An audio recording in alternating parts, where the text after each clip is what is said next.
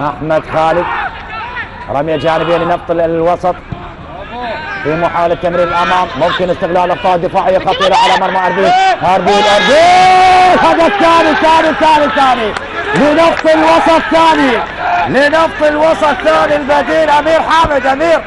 امير هذه الدقائق، امير لنفط الوسط بخطأ لحارس مرمى اربيل ديدار حامد، مسك غير جيد من ديدار يكلف اربيل هدف ثاني في المرمى، لذلك امير حامد يسجل ثاني اهداف نفط الوسط في مرمى اربيل.